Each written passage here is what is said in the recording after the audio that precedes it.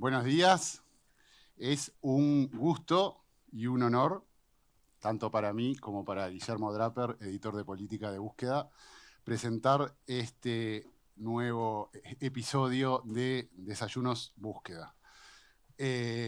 Un gusto estar aquí sentados y un honor porque la ocasión de hoy es muy especial. Hoy tenemos a dos expresidentes aquí arriba del escenario.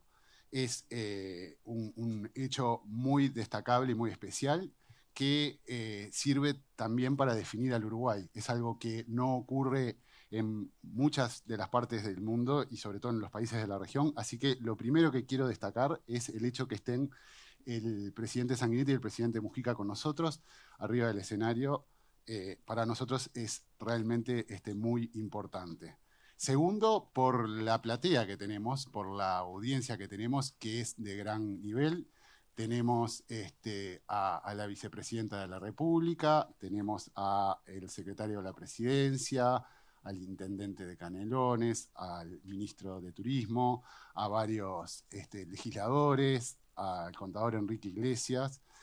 Existe una posibilidad, debo decírselos, que entre la audiencia esté el futuro presidente o presidenta del Uruguay, así que es muy importante que vengan también a escuchar a los expresidentes. Eso también habla muy bien del Uruguay. Y tercero, decía también que es un orgullo, porque la verdad que cuando preparamos este ciclo de Desayunos Búsqueda, no esperamos que tuviera tanto éxito. Superó ampliamente nuestras expectativas, al punto que confieso que para el año que viene estamos preparando un nuevo ciclo, un ciclo que nunca se hizo en la historia de búsqueda. Lo estamos preparando ya con mucha intensidad, seguro va a dar mucho que hablar, van a tener noticias de esto. Seguramente vamos a convocar a algunos de los que están en la platea para ese nuevo ciclo del año que viene, que es un año muy importante, porque es un año de decisiones importantes para los uruguayos, un año electoral. Así que Búsqueda ahí también va a marcar su presencia, tratando siempre de apostar a la alta política y de elevar el debate, que ese es también nuestro trabajo como periodistas. Y antes de iniciar esta charla, quería contarles un poco la génesis. Hace 2 años nosotros llevamos a los presidentes Mujica y Sanguinetti a la Escuela de Periodismo de Búsqueda, luego de que ocurrió un hecho inédito en el Senado de la República, que fue que renunciaron los dos juntos el mismo día. Aquí en la sala tenemos a una de las protagonistas de esa renuncia conjunta, que fue la vicepresidenta de la República, Beatriz Argimón, que cuando se enteró que se iba a producir esa renuncia, los convocó a que renunciaran juntos como señal de unidad dentro del Uruguay. Eso ocurrió, esa foto recorrió el mundo, de hecho fue publicada hasta por el New York Times, y hasta el día hoy de mañana escuchaba en una radio a La Nata hablando, al periodista argentino hablando de esa foto, así que hasta el día de hoy perdura. De hecho, después hasta sacaron un libro juntos y todo, realmente. Así que, como para empezar esta charla, lo primero que queríamos saber es cómo fue la decisión esa de retirarse juntos, por qué tomaron la decisión de retirarse juntos.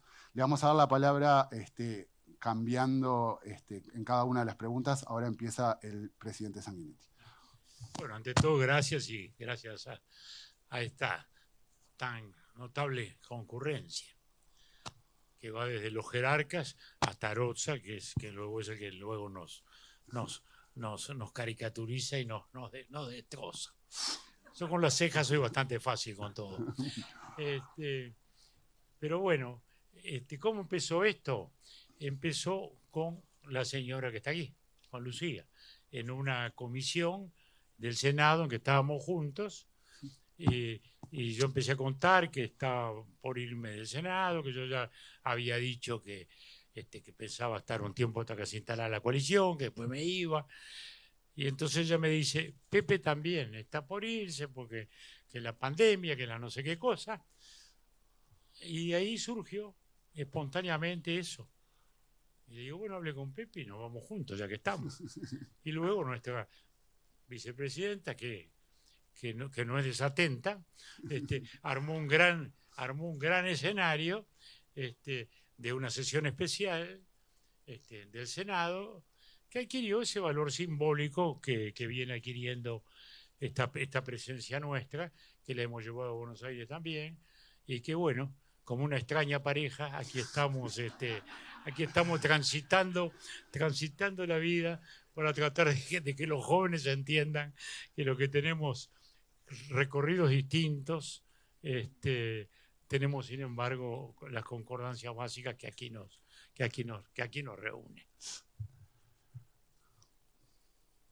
Mujica. Ya lo ha dicho, es así. El problema es que hay una ilusión de que las sociedades modernas pueden ser unánimes, que todos pensemos lo mismo. Eso ya no es utopía, es ucronismo. Las sociedades modernas cada vez van a ser más conflictivas y más difíciles. Por lo tanto, hay que tener una actitud abierta de respeto, de mantener las ideas que cada cual entienda más conveniente, pero jamás llevarlas al terreno personal. Porque sencillamente, si a las diferencias objetivas le sumamos un caudal de subjetividad, es un infierno. Y nada vale más que aprender a convivir. Soy campesino de alma. En un metro cuadrado, a veces, en Uruguay, hay 50 especies distintas. Conviven y disputan y conviven. Y eso tendremos que aprender los humanos. Ustedes representan claramente dos bloques distintos en Uruguay. ¿Siguen creyendo que esos dos bloques se definen por izquierda o derecha o eso pasó de moda? Empezamos con el presidente Mujica, ahora cambiamos el orden. Son palabras que inventó la Revolución Francesa por el lugar que se sentaba.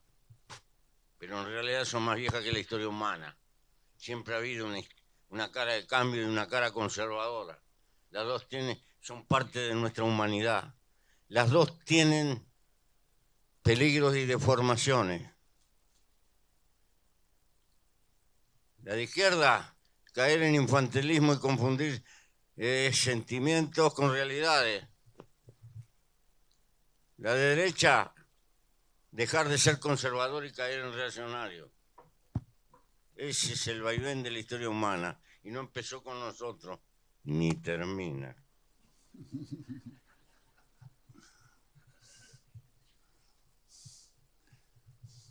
Presidente Sanguinetti. Si nos vamos a los tiempos actuales, digamos, al último siglo, yo lo caracteriza por la prioridad. En la tensión clásica de la Revolución Francesa, la libertad, la igualdad y la fraternidad, se supone que el pensamiento conservador apuesta más a la libertad, ya que las tendencias espontáneas de la sociedad van a generar las alternativas del progreso. La izquierda se supone que en la aspiración de igualdad está su mayor compromiso. Pero en definitiva la tríada de la Revolución Francesa lo resolvió. Es la fraternidad la que tiene que, en definitiva, equilibrar las cosas. Y así como hubo momentos de enorme enfrentamiento, estereotípicos, clásicos, definidos. La Segunda Guerra Mundial, por ejemplo, era el enfrentamiento de democracias contra el nazismo y las corrientes aledañas. Eso era un enfrentamiento nítido. Luego vino el enfrentamiento de la Guerra Fría. Se suponía que la izquierda era lo que representaba el mundo comunista, se suponía que la derecha era el resto, el mundo democrático. En los últimos años estamos viviendo una política de síntesis. Ya todos los experimentos se han hecho, los colectivismos planificadores han fracasado, los liberalismos extremos han mostrado también, el liberalismo extremo lleva a la insolidaridad, la aspiración de igualdad a través de la acción del Estado lleva normalmente a esas planificaciones que terminan destruyendo la iniciativa individual. Y hoy, en todo nuestro occidente, predomina como concepto una república de centro que trata de establecer esa síntesis, no rígida, maleable, en permanente cambio, en la medida en que también los cambios de la sociedad, los cambios de la ciencia, los cambios de la tecnología, que son los que siempre van marcando el ritmo del mundo, siempre ha sido así, desde el neolítico y desde el paleolítico, porque el de la piedra pulida le ganó al de la piedra rústica y así sucesivamente. En ese equilibrio constante es un equilibrio dinámico y en eso es el vaivén de los gobiernos y de los tiempos históricos. Como bien decía Sanguinetti, esta es una pareja que se hizo de grande, pero que han convivido a lo largo de toda su vida en lugares distintos. Han pasado por distintas situaciones del Uruguay. De hecho, cuando Sanguinetti ganó su primera presidencia, había 3 partidos muy marcados. Ahora la situación política es distinta. La pregunta ahí concreta es, ¿estamos en un nuevo bipartidismo? O sea, ¿Uruguay volvió a ser bipartidista pero con otra organización distinta? Es una modalidad de bipartidismo, en la medida que son 2 grandes espacios, que por suerte existen, porque el gran problema hoy es la dispersión. El gran problema de las democracias parlamentarias es que la fragmentación progresiva de opinión sin una articulación va llevando a la ingobernabilidad. En el Uruguay, efectivamente, tuvimos un bipartidismo histórico desde que nacimos como república hasta no hace muchos años. El tema era el diálogo colorado-blancos. Luego empezó esta nueva dialéctica, después de la dictadura, y en los últimos años ha habido aproximaciones por espacios. Entonces, me parece que esto es bueno como articulación. Podríamos llamarle, sí, un nuevo bipartidismo, por no tener otra expresión quizá más cómoda o más expresiva, pero son 2 nuevos espacios que se definen por afinidades. Es aquello de Michel Debré, que muchos me hacían el honor cuando me criticaban, cuando yo decía, hay familias ideológicas. La primera vez que hablé de eso me decían de todo, pero me hacían el honor de atribuirme una expresión tan inteligente como esa, que era de Michel Debré, el constitucionalista francés de la Constitución de Gaulle, que es cuando decía, cuando sostenía la doble vuelta, el balotage.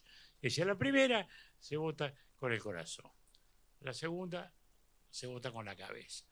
La primera se vota a su pertenencia, a su familia chica.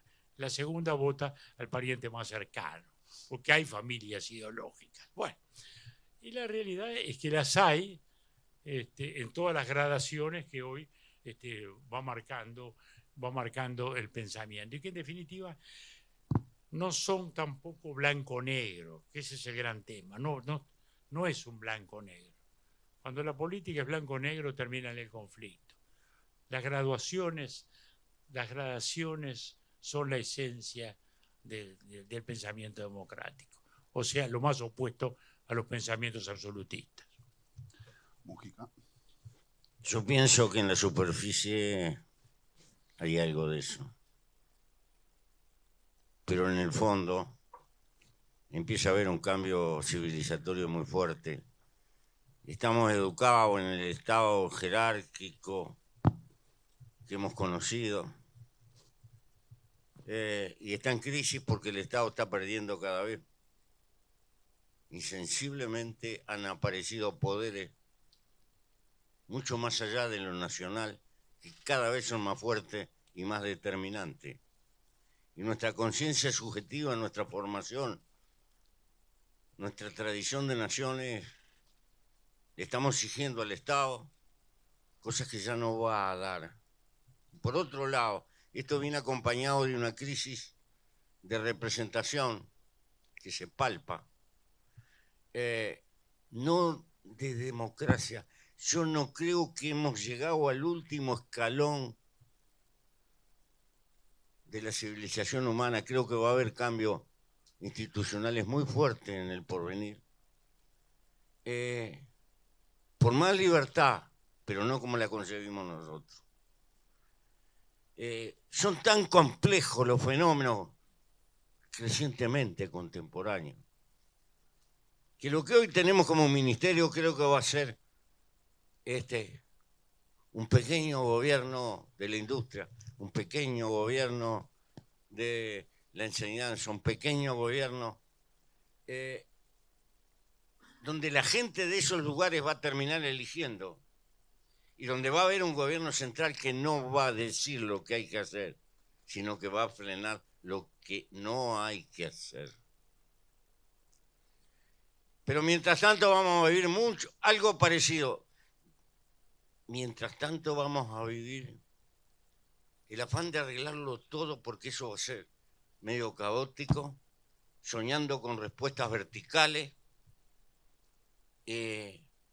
Entonces le queda mucho conflicto a esta humanidad, me parece, en este tránsito. Perdónenme, no me puedo extender porque sería mucho tiempo. Y por supuesto que estas no son ideas mías. Hay gente que piensa y hay una perspectiva. Ahora, mientras tanto, tenemos cantidad de cosas para hacer. Yo no creo en los gobiernos unánimes que tenemos consenso. Bien clarito, porque acá puede haber gente futura de gobierno. En la cuestión del reparto nos vamos a pelear permanentemente. Pero podemos tener puntos de concordancia en cómo generamos hacia adelante. La poca experiencia que hay en este país de acuerdo siempre dio fruto. Seríamos unos tontos, pero no hay ni un lugar donde hablar estas cosas sin prensa, sin micrófono, sin pamento mediático, conversar para alumbrar ideas nuevas y caminos nuevos, porque la circunstancia también es nueva. Nosotros tenemos, o nos subimos de alguna manera al desarrollo, o vamos a quedar en el pelotón de los irrelevantes, como dice un sociólogo de moda que anda por ahí. Así que esto es un desafío. Y lo que estoy diciendo, lo estoy diciendo con intención. Que estamos en un cambio civilizatorio, no hay duda. Hemos pasado de la civilización industrial y postindustrial a la digital, y ese es un cambio absolutamente profundo. Para empezar, en el concepto de la riqueza. Basta ver dónde están los grandes millonarios históricos del acero o de los automóviles o de la banca, cuando hoy son todos los del informático, de los cuales Bill Gates fue el pionero de esa nueva expresión de la construcción de la riqueza. Este fenómeno de globalización se nos reveló, digamos, después de la caída del muro de Berlín, que nos oscurecía de algún modo la visión por el corte ideológico. Cuando pasó eso, nos dimos cuenta de que en realidad ya estábamos atravesando un mundo globalizado por la información y la comunicación. Y hoy estamos viviendo una dicotomía muy fuerte. ¿Cuál es? La de que, por un lado, el desarrollo científico-tecnológico sigue avanzando e influyendo sobre la sociedad de un modo drástico. No solo en lo biológico, en la más vida, sino en la comunicación y en nuestros poderes. En definitiva, todo este mundo digital lo que hace es aumentar nuestras extremidades, nuestra capacidad de hacer. Nuestras manos son más largas, son herramientas cada día más fuertes. Y por otro lado, vivimos al mismo tiempo una sobrevivencia absolutamente anacrónica que hemos vivido en estos últimos tiempos. La pandemia, algo que no estaba en la agenda de los tiempos y que parecía relegado a las historias medievales, las pestes, y por otro lado, una guerra europea, que es una guerra territorial, que es una guerra de expansión nacionalista, que es una guerra característica del siglo XVIII, del siglo XIX, y que muestra también un enorme retroceso, pero que convive también con el riesgo de esos gigantescos poderes que tenemos a la vez. De modo que hay una dicotomía absolutamente extraña y contradictoria. Y eso es lo que se debe administrar hoy. Y ese es el escenario de la política. La política es eso, es la administración de esa fuerza. El Estado, como dice Mujica, sí, el Estado ha ido y ha venido, pero sigue siendo hoy todavía, cuando uno lo mira en perspectiva, un principio de organización fundamental. ¿Por qué? Porque los humanos somos razón, pero somos sentimiento. De ahí las pertenencias, de ahí las identidades, de ahí las nacionalidades, que tienen una expresión benéfica en el patriotismo, que es un acto de amor o de sentimiento, y que tiene una versión patológica en los nacionalismos agresivos, como estamos viendo hoy con Rusia, cuando agrede a los vecinos, retomando la vieja política de Pedro el Grande y de Catalina y de los grandes zares que construyeron el imperio ruso, ¿no? Entonces, en esa dicotomía estamos viviendo y transitando. Entonces, por un lado tenemos una guerra europea y por otro lado el Congreso de Estados Unidos se reúne estos días con una enorme preocupación por qué va a pasar con el ChatGPT y todos estos instrumentos nuevos que están apareciendo. Y todo es a la vez. Bueno, en el medio ese es el rol de la política y de los políticos. Un paréntesis por algo que dijo Mujica. Decía, lo digo con intención. ¿Le parece que hay en este momento espacio dentro del Uruguay como para generar sin prensa? No un sé poco más específico el planteo. No sé si hay espacio. Lo que me duele es que hay necesidad. No quiero hablar de muchos detalles, pero digo, algunos los tengo que poner. Somos un país ganadero antes de ser patria. Hace años fui con Tabaré Vázquez a Finlandia, era ministro. Nos agarró el ministro de Agricultura y Ganadería de allá y nos llevó a un gigantesco laboratorio que era un sótano. Nos dijo, acá hay 3 laboratorios de esto en el mundo. Era un montón, como recipientes como de 200 litros, cada uno con una cúpula, una luz y un registro de temperatura, y estaban probando especies, árboles, estaban probando la conducta de pastos, etcétera, de lo que ellos calculaban que iba a ser el clima dentro de 30 años. Y recuerdo que me dijo, bien, estamos gastando un platal en esto.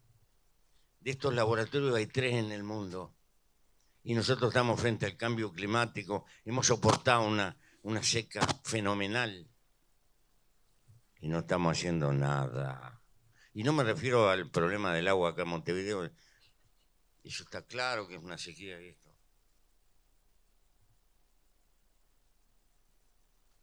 Y somos un país ganadero. Y el shock ganadero, el estrés de calor es peor que el frío. Los animales comen menos, aunque tengan comida, porque la rumia genera mucha temperatura. Y en 12, 13 millones de animales un platal lo que se pierde. Y se necesitan una cantidad de cosas, no hay lugar donde discutirla. Y eso no se va a arreglar en un año, 2 o 3. Se necesita una política de largo, va mucho más allá de la vida de un gobierno. Y podría hablar de otras cosas. Y esto no es de izquierda o de derecha o de centro. Esto es de ser idiota. De esas cosas. No hay un lugar donde se pueda hablar. Dejo en el tintero otras porque... Sí, no. Adelante. Adelante. Que tienen que ver con lo concreto. Antes de entrar en lo que sería... Lo concreto el país ha hecho buenas experiencias también. Porque aquí como nos hemos desencontrado, también nos hemos encontrado en muchas cosas Seguro con Aprole. fundamentales. Sí, sí, Siempre hubo acuerdo. desde Conaprole hasta la política forestal, por ejemplo, Sí, también. que cambió, Claro. que cambió la matriz productiva del país. Y que fueron cosas que se iniciaron polémicas y que luego generaron concordia. De modo que el país no tiene una mala experiencia en cuanto a encontrar esos caminos. Y por algo, de algún modo, los de afuera nos ven tanto mejor que lo que nos vemos nosotros, ¿no? ¿Verdad? Obviamente. Pero también. Afuera Nos ayuda. ven bastante mejor. Nos ven bastante mejor. Uno va a Buenos Aires y vuelve hinchado. Parece que somos una raza superior, algo extraño. Pero la verdad es que hay ese lugar. Y también en el mundo yo quizás peque de optimismo, pero no se puede ser político sin optimismo, ¿no? ¿Verdad? Sí. Y creo que en definitiva siempre se van a ir buscando los caminos. Cuando apareció el Club de Roma ya en los años 70 y decía se agotan todos los recursos naturales, hay que ir al crecimiento cero. Y éramos 3.000 millones, hoy somos 8.000 millones, ¿no? Y hubo la revolución verde, y hubo la capacidad de alimentar más gente. Naturalmente, se van generando otros daños colaterales, como que hablaba recién Pepe, sí, sin duda. Y que tenemos que hacer enormes esfuerzos, sí, pero creo que se va adquiriendo conciencia. Y por eso, además de estar en algún lugar a hablar mano a mano, también tenemos que hablar en público, porque la conciencia pública es fundamental. Sí. Es fundamental. Pero Porque la democracia después son los que votan, ¿no? desde luego. Justamente empezó Andrés comentando que hay hay chances de que el futuro presidente esté escuchándolos ahora. Empieza la campaña electoral y muchos de ellos van a Presidente o estar... presidenta, vamos a no ser... Presidente o presidente. Buena corrección. Muchos actores de la campaña electoral están aquí, o los van a escuchar o los van a leer. Y tenemos este marco que ustedes hablaban de cambios permanentes y profundos hasta en la cotidianidad. ¿Qué recomendación inicial le harían a quienes van a estar de lleno en la cancha de cara a este proceso electoral, pensando en cuidar eso que ustedes dicen que salen afuera y ven que tenemos como ventaja? Que no se ofendan en su intimidad humana, que discrepen todo lo que tienen que discrepar. Pero se puede discrepar y pelear por cosas muy serias y sin embargo mantener un hilo abierto para el nosotros, porque somos 3 millones y poco, cada vez más viejos, y sencillamente hay lujos que no podemos darnos. Podemos criticar mucho a la Argentina, pero la Argentina tiene otras posibilidades que nosotros no tenemos. Hemos tenido que aprender a vivir entre dos colosos y no nos ha ido tan mal, nos ha ido bastante bien, pero puede y debe mejorar. Así que me parece que mantener un cabo y hay que aprender de muchas cosas viejas. Por eso tengo confianza, y si hemos intentado hacer una gestualidad es porque es una manera de sembrar para los que van a venir. En los últimos tiempos falta relación humana, sobra crítica y declaraciones de prensa y mucho ruido y mucho pamento, y falta boliche, falta hablar, que eso ha sido una tradición en este país.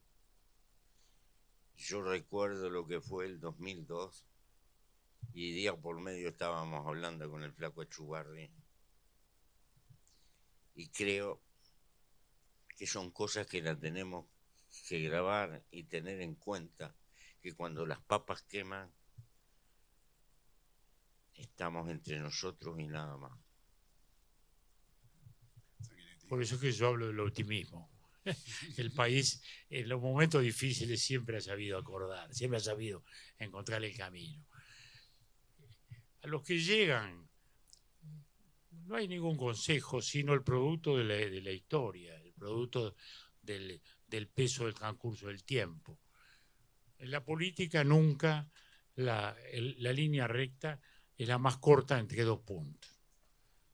Y ese es el desafío del político, porque siempre va a haber necesarios zigzagueos que va imponiendo la realidad.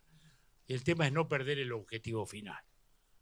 O sea, no perder la mirada en el largo plazo. Porque solo las políticas sociales se ha demostrado que sirven en la medida en que se persisten en el tiempo. Y que esas pasiones refundacionales que tantas veces ocurren, América Latina es la expresión máxima de esa pasión refundacional, ¿no? El adanismo, ¿no? Comienza de nuevo la vida, viene uno nuevo y arranca sobre cero, porque cree que va a refundar todo. Y ese es uno de los mayores pecados que ha tenido nuestra América y que por eso vive la inestabilidad política que viene. Nadie se siente continuidad, todos se sienten el inicio de un nuevo tiempo y todos somos continuidad. Y nuestro país es esa expresión de esa continuidad. Entonces, el gran tema es ese: administrar la coyuntura, pero nunca perder de vista dónde están los horizontes. Y el horizonte fundamental hoy es cómo nuestro país, con sus características tradicionales. Mujica habla de la ganadería, podríamos hablar de muchas otras cosas. Hoy ya tampoco la ganadería es aquella cosa extensiva de otros tiempos. La producción agrícola se ha tecnificado mucho, enormemente en los últimos 30, 40 años. Lo importante es entender en el mundo que estamos, no tener resistencia. Vuelvo al ChatGPT, hay gente que dice, ¿qué va a ocurrir? Bueno, ya ocurrió, ya está ahí, y no va a desaparecer, de modo que pongamos la cabeza para administrar eso que ya es inevitable y que genera también nuevos poderes, ¿sí? Porque los dueños de esos instrumentos pasan a tener un gigantesco poder que desafía a los estados. Lo estamos viendo en el debate en los grandes estados, no ya en los nuestros. El tema es ese, no caer en ese quietismo anacrónico que sigue discutiendo como si estuviéramos a principios del siglo XX. No estamos más en eso. Estamos en este otro mundo. Entonces, ¿lo entendemos o comenzamos a caminar para atrás? Bien. Hablaron bastante del tema de Argentina. Estuvieron recientemente juntos en Buenos Aires. Mujica volvió el fin de semana, también pasado. Allí en Argentina se habla mucho de la grieta, es algo que se ha puesto muy de moda. Ahora se empezó a hablar bastante en el Uruguay. Es cierto que el debate político en algunos aspectos se ha polarizado considerablemente en los últimos meses. La pregunta concreta ahí es, ¿ustedes consideran que en el Uruguay existe algo parecido al concepto de grieta o eso todavía no se ha instalado? Empezamos con Mujica. Mujica. Alguien definió por ahí que el arte de la política democrática y representativa es transformar a los enemigos en adversarios. Pero a veces en los tiempos contemporáneos parece que la cosa es al revés, transformar a los adversarios en enemigos. Es decir, llevar las cosas a un nivel donde se suma a las diferencias objetivas un caudal de subjetivismo que lo único que incuba es fanatismo. La democracia tiene muchos defectos, la democracia de ninguna manera no tiene falla, porque las fallas son nuestras, son humanas. No es culpa de las instituciones cuando fallamos los humanos. Y como los humanos estamos lejos de ser perfectos, la democracia no puede ser perfecta. Pero hasta ahora no hemos encontrado una cosa mejor. Entonces la tenemos que defender. Pero la defendemos cuando respetamos y convivimos con el que piensa distinto. Porque sencillamente para pensar todo lo mismo no precisamos democracia. Es demasiado costosa y complicada. Inventamos la democracia para poder convivir con diferencias. Y como en el mundo que viene cada vez se van a multiplicar las diferencias, hay que cuidar a la democracia y entender los defectos que tiene. ¿Por qué digo esto? Hubo soñadores de mi costado que pensaban que cuando desaparezcan las clases sociales no va a haber más diferencia. Ucronismo. Porque los trabajadores de la salud, el mundo de la salud, siendo todos trabajadores y por un salario, van a tener un punto de vista distinto con los trabajadores agropecuarios o con los trabajadores de la metalurgia, por el hecho de estar en un mundo distinto, es decir, dentro del mismo sector de gente que vive de vender las manos de su trabajo, va a haber diferencia.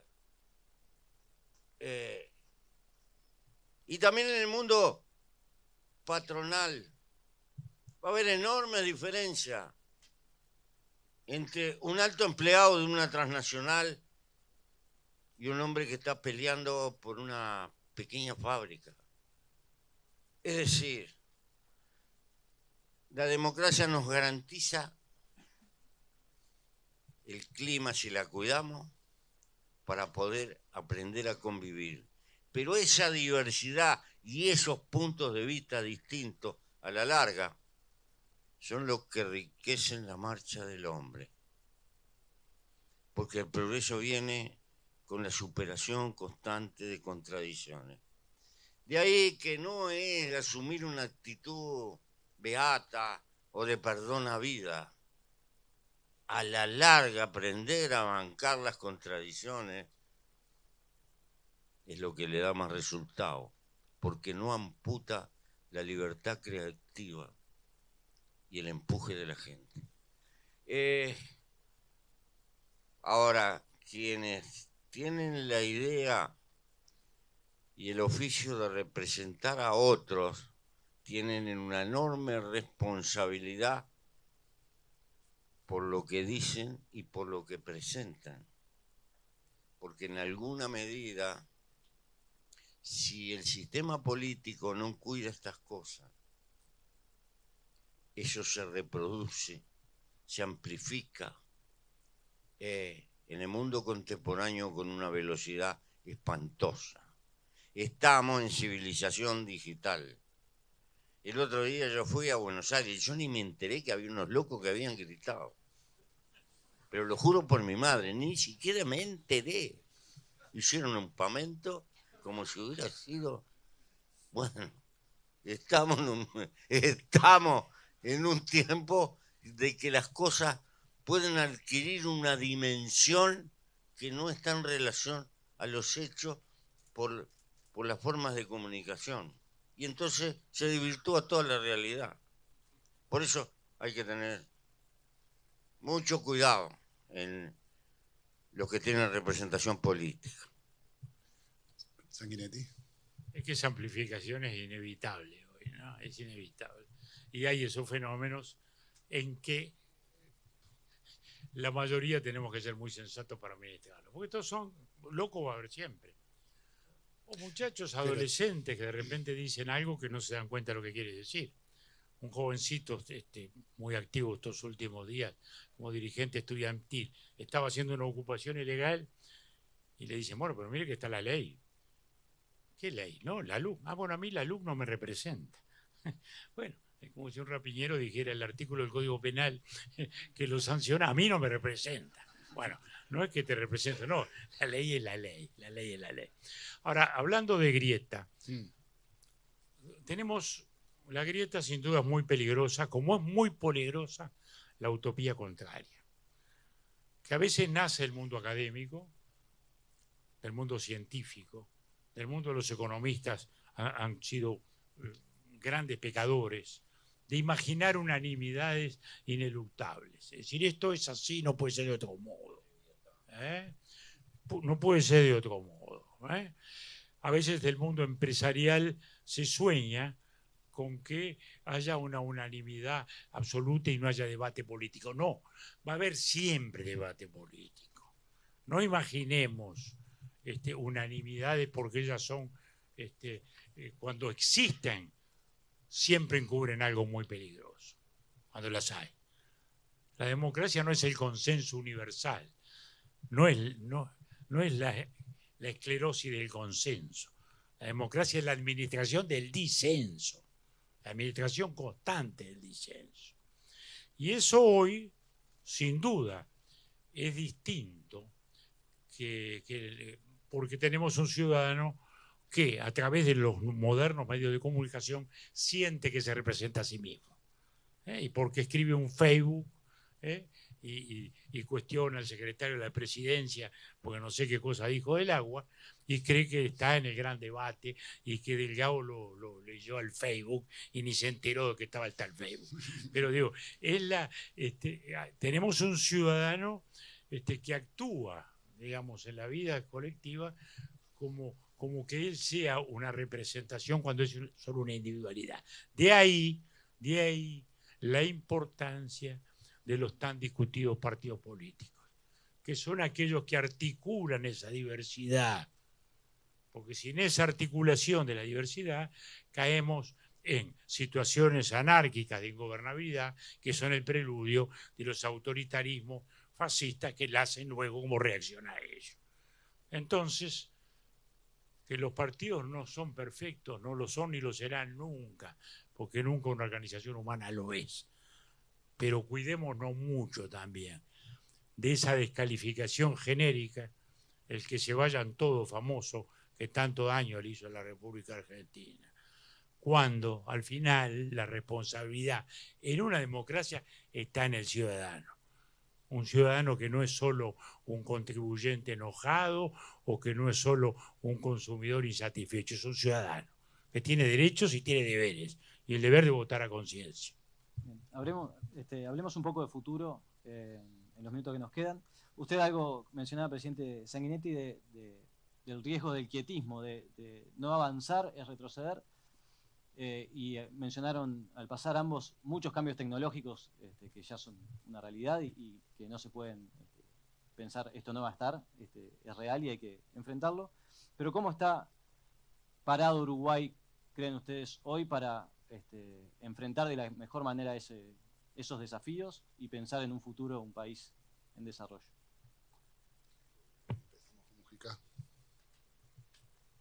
Es una preguntita que daría para...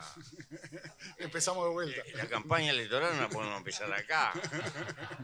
Buenas tardes. Y nosotros estamos en estado de jubilación. Jubilación en activo, como dice la ley. Jubilación activa, les diré, porque... Pero, Jubilación activa. a ver. Hay un campo creciente de desafío. El capital ha sido importante y cada día es más importante la inteligencia. De ahí que sembrar y luchar por la inteligencia de las generaciones que vienen me parece que es una cuestión estratégica. Pero esto necesita recursos. Yo no creo, y acá tenemos una brutal contradicción. El tiempo que viene es altamente científico y tecnológico.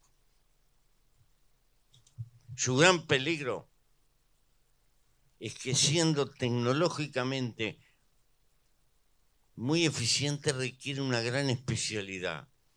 Y el quid de la cuestión de la sobrevivencia de la democracia y de la estabilidad es que necesitamos hacia el futuro una sociedad hondamente técnica y científica, pero además culta. No es lo mismo estar adiestrado para trabajar que tener cultura.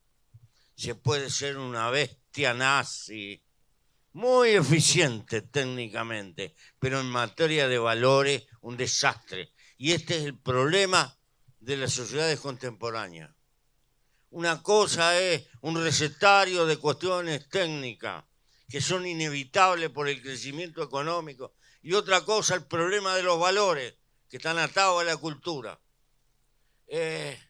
Capaz que tenemos unos tipos tan diestros en la cosa, en el teletrabajo, pero no se dan maña para cambiar el pestillo de la puerta, si se le rompe, o cambiar una lamparita, o precisan que venga alguno a hacer un asado, porque no saben. Es decir, el hombre unilateral, el humano unilateral, y eso se llama cultura. La cultura empieza en el olor de la comida en la cocina. La cultura es siempre una especie de globalización de los sentires y de los pensares, inevitable para vivir. ¿Tendremos esa capacidad? Yo no sé, pero es un desafío. Y hay que desarrollarse para tener una magnitud de recursos económicos que se puede invertir en la cabeza de las generaciones que vienen. Ese es el desafío. No se trata de ser desarrollados por ser desarrollados. Se trata de desarrollarnos para intentar tener gente mejor del punto de vista técnico y científico, pero también de valores. Porque esta humanidad corre este peligro. Ser un gorila con una ametralladora en la mano. Es decir, hay una crisis de valores creciente y un aumento del poder tecnológico. Creo que el Uruguay, para conservar lo mejor de ella, debe luchar por eso. Sanguinetti. Ese mundo científico-tecnológico tiene que administrar algo que es de la esencia. La ciencia por sí misma es amoral. No inmoral, amoral. La ciencia transcurre en un espacio físico o abstracto que genera poderes e instrumentos poderosos. Y somos los humanos los que le tenemos que dar contenido ético a ese poder. Ese es el gran tema. Es el dilema del aprendiz de brujo. O sea, lo científico tecnológico no está en el terreno ese de los principios, de los valores que queremos para la sociedad. Ahí está la voluntad, el pensamiento, la sensibilidad de la gente para poder organizar una sociedad que conviva con esos poderes, que les dé un sentido. Ese es el debate con todas estas nuevas herramientas, pero que siempre ha sido el debate con todas las herramientas importantes que ha tenido el mundo para extender sus poderes. Y aquel que tiene poder, bueno, sabemos que tiende al abuso. De ahí entonces los valores de la democracia para limitarlo. Pero nuestro país, yo creo que está bien ubicado en eso. Aunque haya debates, el tema es que se entienda cabalmente dónde está la gran línea. Porque el debate particularista de que habla Pepe es verdad, ¿no? El dirigente de la educación está pensando de un modo, y la educación es para toda la sociedad, no es un fenómeno en el cual el dirigente gremial de la educación tiene más, digamos, más autoridad para poner ella que un productor agropecuario. No, porque la educación es el fenómeno global, fundamental hoy más que nunca, en la medida en que los saberes, destrezas, conocimientos, aptitudes, aperturas mentales que tenemos que desarrollar hoy a través de la educación son distintas a las anteriores, a este mundo ahora de gran velocidad. Pero vuelvo a decir, también el país, y vuelvo a mi clásico optimismo, ha hecho grandes experiencias en eso también.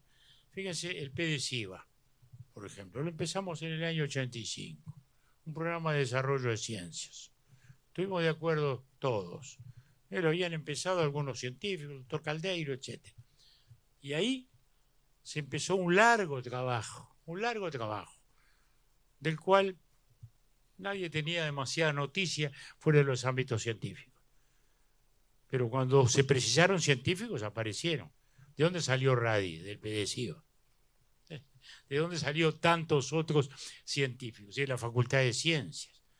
Es decir, el país ha hecho grandes cosas. El tema es que el debate particularista, la visión estrecha, no nos aparte del gran camino fundamental de la mirada hacia adelante, entender el mundo que vivimos, no rechazarlo, porque después de todo, por algo estamos y por algo más que bien, vivimos más años y vivimos mejor. Y acá estamos nosotros para expresar lo que es la voluntad de sobrevivencia del ser humano. Sin lugar a dudas. Bueno, para cerrar, porque ya estamos en la hora, pero el último desayuno lo hicimos con Aroxa, que está allí en la platea, y al cerrar el desayuno le dijimos, vienen los expresidentes Mujica y Sanguinetti en la próxima reunión, ¿qué les preguntarías? Y nos dijo, les preguntaría por qué no vuelven a ser candidatos. Esa posibilidad me imagino que está descartada, pero lo que sí quería cerrar preguntándoles es si ustedes tienen, ¿cómo les gustaría que los recordaran? Pensando un poco más en el futuro, hablamos del presente, un poco más en el futuro, ¿qué legado les gustaría dejar? ¿Cómo les gustaría que lo recordaran? Empezamos con Sanguinetti, que fue el primero que empezó la primera pregunta, así que adelante. Bueno, digamos que hay una reflexión vital, fundamental, una mirada sobre el tiempo que nos ha tocado vivir y una mirada histórica. Todos somos hijos de la historia, todos somos un producto histórico. En nosotros está la historia. En nosotros, en esta pequeña comarca que vivimos, somos hijos de todo lo que ha ocurrido detrás nuestro. Somos hijos de eso. Y lo importante es que cada generación pueda entender su tiempo para poder conquistar el futuro. Como decía Albert Camus, la mayor contribución al futuro es darlo todo al presente. Y hacer hoy, aquí y ahora, todo aquello que nos conduzca a contribuir a ese progreso científico y tecnológico que nos dé más y mejor vida, que nos dé más y mejores bienes, y a su vez a esa orientación ética que tiene que inspirar a la política necesariamente, sin la cual la política se transforma naturalmente en un ejercicio, en una pulseada de poderes que no es su esencia. Ese es el instrumento. La democracia, como hablaba Pepe recién, no es ni más perfecta ni más imperfecta. La democracia es una regla de juego. Y los que despreciaron en algún momento esa regla de juego de la democracia porque decía que eran solo libertades formales y que mientras había pobreza esas libertades formales no garantizaban nada. Sin embargo, han sido y siguen siendo la esencia del pensamiento democrático. La democracia te asegura derechos, no te asegura un buen gobierno. El buen gobierno lo tenemos que ganar con el buen criterio de quienes que votan y con la responsabilidad de aquellos a quienes les toca gobernar. Muy bien, Mujica. Hay teorías que se puede discutir. Confucio nos diría otra cosa. Pero el gobierno tiene que tener virtud, que en la visión clásica virtud significa gobernar a favor de los intereses del pueblo, lo que no es equivalente a la visión occidental de que el pueblo elige. Es una responsabilidad del que gobierna, pero el pueblo tiene el derecho a insurreccionarse si el gobierno no gobierna para los intereses de la gente. Habría que... Eso es lo bueno de la democracia. Te asegura un sistema para sacarte de arriba un gobierno que no te gusta. Esa es la esencia misma del sistema. De la democracia representativa. Pero daría para conversar. Lo que yo quiero transmitir, que lo que estamos haciendo es historieta. ¿Qué historia? En la inmensidad del universo no existimos. En la inmensidad de la naturaleza. Un poquito de historieta. Y a mí estaré vivo si hay muchachas y muchachos que son capaces de luchar por un sueño de un mundo un poquito mejor. Y que no piensan solo en su vida, sino que no se olvidan de los demás. Es el suficiente homenaje.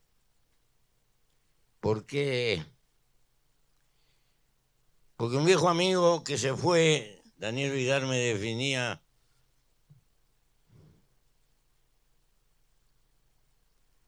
como un Quijote disfrazado de Sancho. Y como al final, genio y figura hasta la sepultura, nadie puede renunciar a lo que es. Muy bien.